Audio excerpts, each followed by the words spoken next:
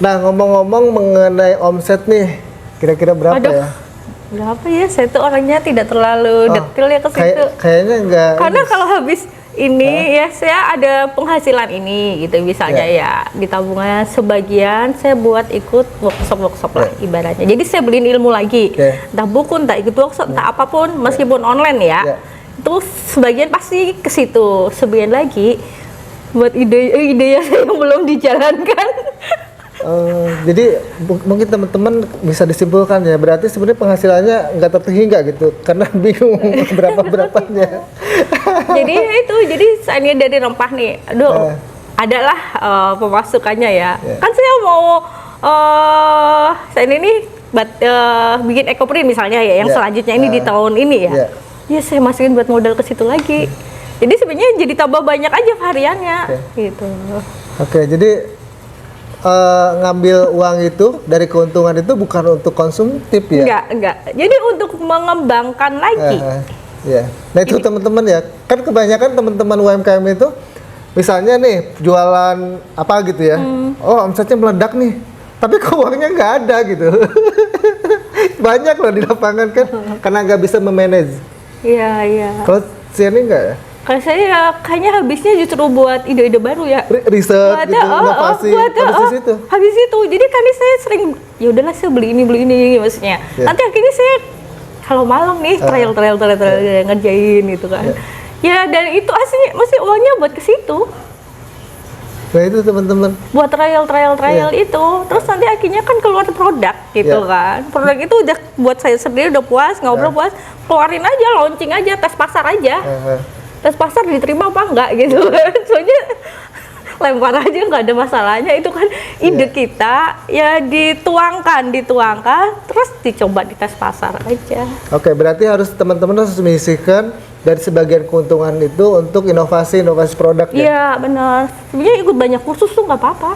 Membantu sekali? Kadang ketika kita ngalamin kesusahan di sini, kadang kita jadi, kok saya kayaknya pernah belajar ini ya, cobalah saya pakai cara ini, coba saya mix ini dengan ini, akhirnya yang muncul sesuatu yang unik itu. Karena sebenarnya yang unik itu nggak hanya pure gitu, pasti dari kesalahan. Kok saya lagi ngejain ini padahal saya maunya begini, kok malah jadinya lebih bagus ya, gitu aja sih. Itu sebenarnya ya banyak trial dan riset sih. Ya itu teman-teman. Nah itu dari uang penghasilan ini. Iya. Berarti itu bicara ke depannya kan, artinya untuk inovasi ke depannya kan. Nanti pas waktunya misalnya COVID ini udah lewat ya di 2023. Kenapa nggak ngeluarin fashion kemarin? Karena kemarin tuh masanya COVID orang mungkin nggak terlalu ke fashion ya, lebih ke kesehatan. Jadi saya pushnya ke kesehatan sampai izin dan lainnya udah beres semua lah ibaratnya situ. Terus di 2003 ini dari selama saya COVID itu bukan berarti saya tidak riset, pasti saya masih riset tetap. Misalnya iseng aja bikin ekoprint sendiri, ngebatik sendiri, itu masih tetap jalan. Itu kan butuh biaya pasti gitu kan dari situ. Nah begitu udah waktunya 2023 COVID udah lewat nih, fashion mulai rame, keluarin aja hasil dari riset yang tadi itu, yang sebelumnya gitu. Oh jadi sebenarnya teman-teman, jadi Ciani itu menunggu momen. Iya. Riset tetap dilakukan, tapi nanti ini kapan nih produk ini launching gitu ya. Momen itu yang dicari oleh karena Ciani. pasti kita akan kalau bebarengan dengan saya ngerjain rempah akan repot ya. Bukan repot sih, ya nggak pas aja. Intinya biar saya fokusnya buat satu-satu dulu. Rempah udah aman nih, yang ngerjain udah ada, maksudnya udah jalan misalnya ya. Ada salahnya kita keluarin yang barunya itu. Tapi itu kan berseberangan antara kan nggak apa-apa, itu kan hobi. Gimana coba? Ke hobi ya teman-teman. Soalnya kalau seneng nggak mungkin bisa ditahan. Kita punya ide, tuangin aja.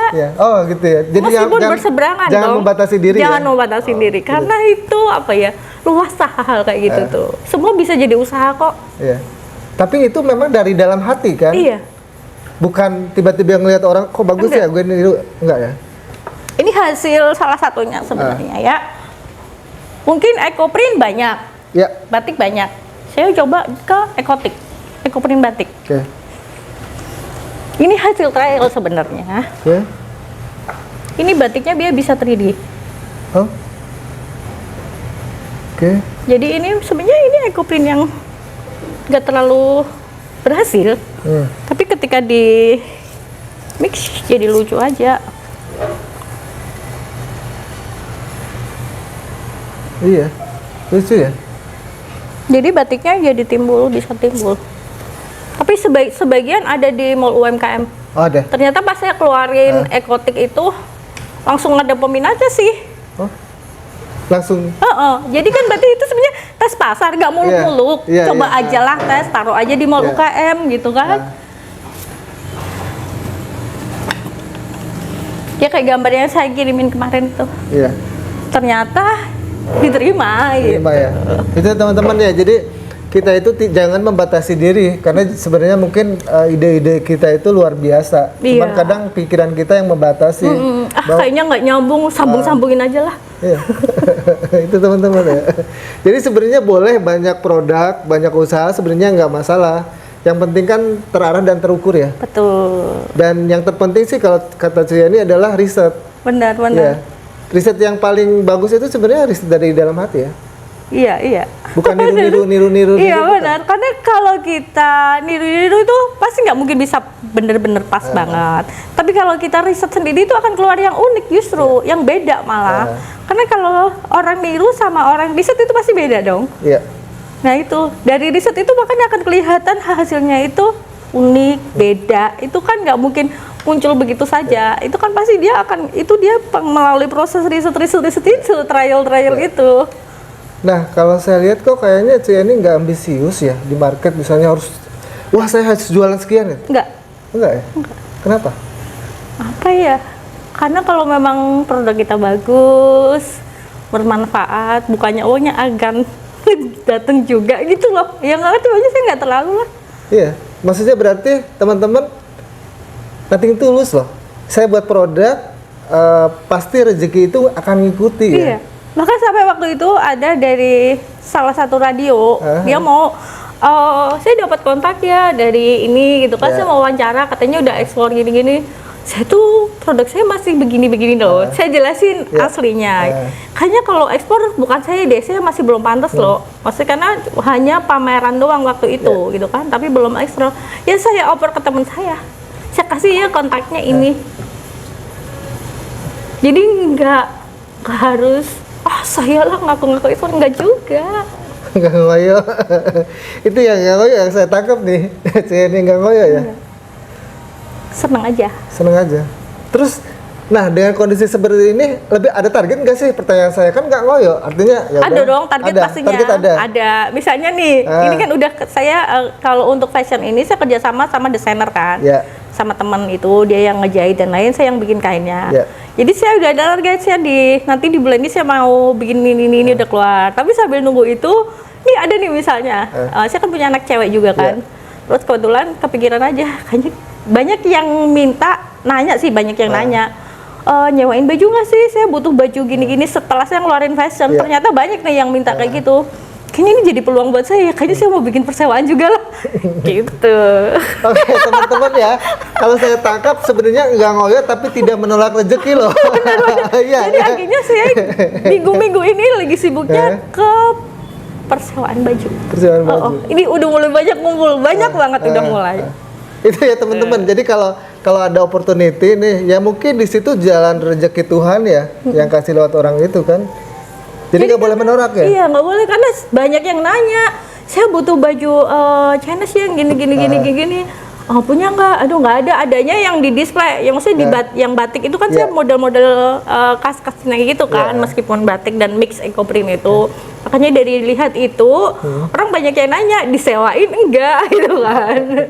Dari situ kan oh ini kayaknya peluang juga nih. Oke, berarti tambah lagi tuh, selain jual baju, sewa baju juga teman-teman. Udah mulai, jadi kalau yang mau sewa baju buat graduation, kita udah siap nih.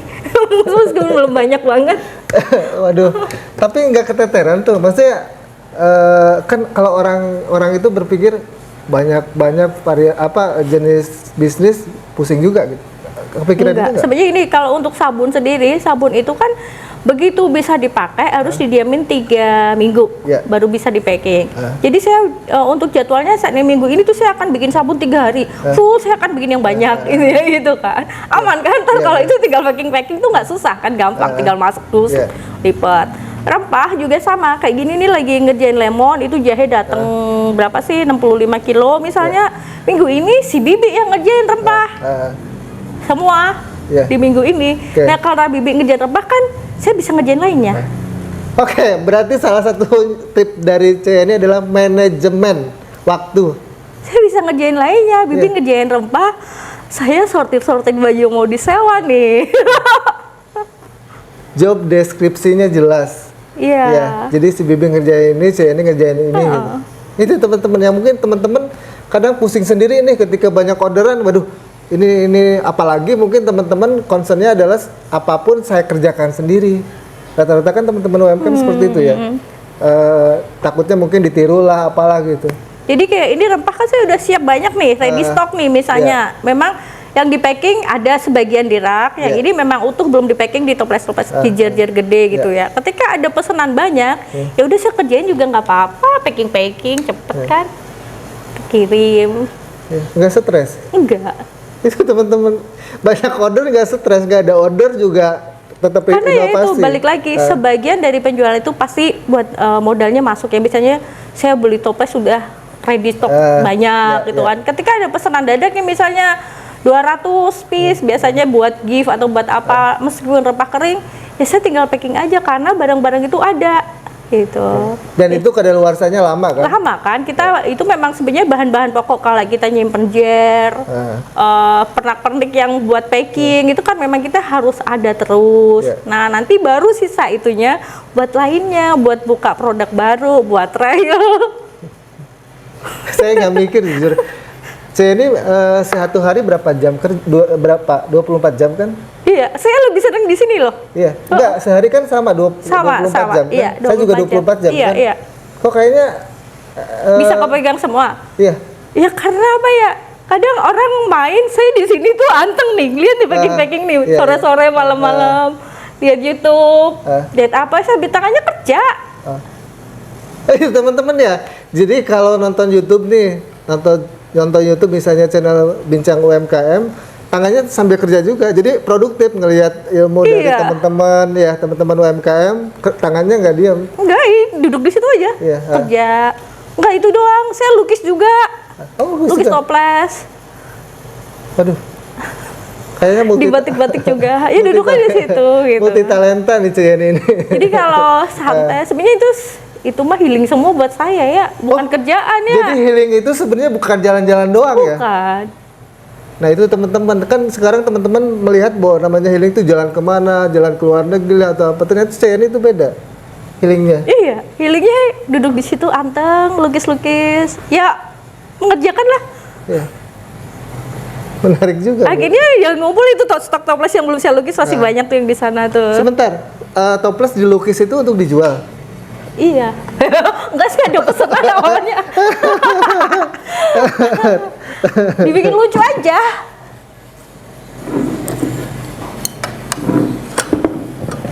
Ini bukan dari pabrik? Bukan, itu ngecat sendiri. Sorry. Gak apa-apa. Melukis sendiri ternyata? Iya. Teman-teman, saking waktunya banyak kali ya, orang lain 24 jam, saya ini kayaknya 48 jam ya. Gitu ya? Iya. Spesial dong, sampai privilege. bisa ngelukis toples ini. Padahal mungkin orang awam tuh ngapain gitu, ngabisin waktu gitu ya untuk ngelukis kayak gini. Tapi dengan ngelukis kayak gini ada kesenangan gak sih? Satu ada kesenangannya itu healingnya justru kayak gitu kan. Healingnya itu idenya tertuangkan tuh. Kalau nggak tertuangkan nggak bisa tidur malah nanti. Jadi sebenarnya healing itu kalau dari kacamata saya ini itu adalah menuangkan ide-ide dalam kepala. Jadi kalau kepalanya belum dituangkan, idenya itu gemes ya.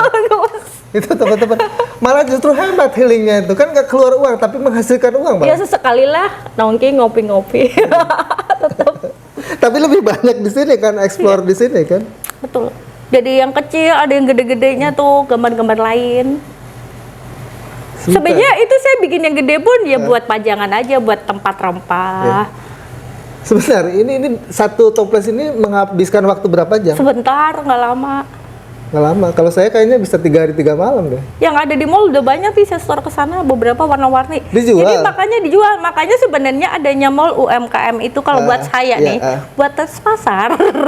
Promosi juga. Iya kan, tes pasar, promosi ibaratnya saya bikin nih, daripada saya sebagian ditaruh lah. Sebagian dia taruh di sana aja.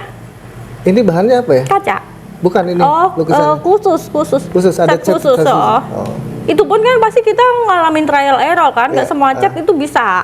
Bisa, maksudnya bisa nempel, masih dicuci aman, kan pasti nyoba beberapa. Sebentar, jadi saya bingung nih teman-teman. Sebenarnya bisnis Ceyenne itu ada berapa sih gitu loh? Bisa dijawab nggak? Saya bingung justru dari A sampai Z itu ternyata banyak banget gitu. Iya. Dari sabun, fashion, rempah mungkin ada beberapa lukisan, varian, skincare ada beberapa varian. Enggak pusing tuh? Enggak. Bahkan kayak hand sanitizer, lagi pas COVID ya. Karena saya basic analis, ngerti lah cara bikinnya gitu lah ibaratnya. Ya sampai sekarang pun saya masih siap bahan-bahannya, tapi belum ada beberapa yang sudah saya bikin hand sanitizer ya. Tapi bahan-bahannya juga saya siap. Jadi ketika ada orang buatin dong dadak-dadak, biasa tuh suka dadak-dadak tuh yang buat gift-gift gitu ya. 200 botol, ya udah tinggal ngejain aja. Oke. Jadi teman-teman ya, itu kita kan tidak tahu rezeki itu dari mana datangnya ya. Iya, dadak-dadak gitu loh. Jadi makanya kita mesti siap prepare. Jadi sebagian pemasukan itu ya buat belanja bahan-bahan, karena maksudnya produksi juga banyak banget nih. Botol juga saya sampai banyak, mesti botol buat ini, botol buat ini, semua saya ada. Jadi ketika mendadak ada pesanan, ya tinggal packing aja. Udah nggak usah ngerjain lagi, packing aja. Nggak rugi tuh stok-stok kayak gitu. Kan kayak gitu kan sepanjang masa, nggak basi. Kecuali kalau ininya stoknya makanan ya. Nah, terus ya memang itu sering dibutuhkan gitu loh. Kalau dadak, soalnya kalau dadak saya harus pesan online dulu berapa hari. Sementara kadang kayak Bank Indonesia gitu kan, kalau mau buat hampers ya tambahan hand sanitizer. Misalnya nunggu paketan saya datang ya lama, nanti kan hilang rezekinya. Itu tuh teman-teman. Jadi ibaratnya kita menyediakan dulu, nanti rezekinya akan datang. Jangan sampai rezeki datang kita belum menyiapkan, nggak siap, malah jadi ya hilang rezekinya. Itu teman-teman, itu tip lagi loh. Karena seringnya memang ya dengan dipesan dadak itu sebenarnya saya jadi senengnya jadi itu latihan buat saya. Berarti kalau ada pesanan mendadak tuh saya harus apa sih gitu kan? Oh berarti saya memang harus persiapan bahan-bahannya minimal. Maksudnya itu memang harus ada itu. Jadi pas dadak kan kayak hand sanitizer bikin cepet ya, tinggal dibikin saat itu jadi masih baru, packing udah kirim gitu. Itu. Jadi kita bukan menunggu rezeki, tapi kita mempersiapkan rezeki. Kita mempersiapkan, betul. Ya itu banyak. Kayaknya teman-teman nih nggak sabar ya, maksudnya banyak sekali ilmu yang diberikan oleh Ceyenne buat teman-teman, buat motivasi nih. Oke, Ceyenne, kira-kira apa sih gitu saran buat teman-teman yang baru mulai bisnis UMKM atau mengembangkan, atau mungkin ada yang sudah satu nih tiba-tiba jatuh down gitu, boleh? Yang kalau buat yang mulai gak apa-apa lah, tuangin ide apapun itu, kerjain, nanti bisa sambil ngobrol sama mungkin yang udah biasa tentang gimana packagingnya, apanya. Jadi kalau kita bikin itu memang ya maksimal ya, jangan tanggung misalnya. Jadi kita bikin satu ini ya kita bikin kemasannya sekalian yang maksudnya pantas gitu loh. Ibaratnya kalau kita mau membeli kan pasti kita juga akan melihat itu pantas nggak gitu kan, minimal penganggapan buat diri sendiri lah gitu kan. Jadi ketika itu pantas buat diri sendiri, pasti kita akan memberikan juga yang terbaik. Jadi jangan khawatir, kerjain aja, bikin aja ide apapun, tuang, rajin trial pastinya, karena di dalam trial itu akan ketemu kadang sesuatu yang lucu, yang unik, yang ternyata jadi sesuatu produk yang baru malahan. Tapi yang terpenting adalah happy loh. Ya. Betul. Soalnya happy ya, karena kita ngerjainnya seneng, love and passion itu akan beda. Jadi kalau saya sendiri nggak muluk-muluk harus ekspor begini enggak. Nanti itu akan dengan sendirinya kalau memang kita udah pantas kok. Kalau buat saya. Iya. Ambisius? Gitu. Enggak. Saya tidak bisa berkata apa-apa nih kalau sama saya ini, karena beliau udah expert banget nih masalah produk UMKM ya. Tapi harapan saya sih mungkin teman-teman bisa apa ya mensimpulkan apa yang tadi disampaikan oleh saya ini untuk motivasi teman-teman, semangat bahwa apapun yang kita lakukan selama itu memberikan kontribusi yang baik buat keluarga maupun masyarakat ya lakukan. Go ahead lah. Kerjakan saja. Kerjakan Betul. aja. Karena jalan itu ketika kita jalan akan melihat jalan lain gitu. Gak usah khawatir. Oke, tetap semangat teman-teman.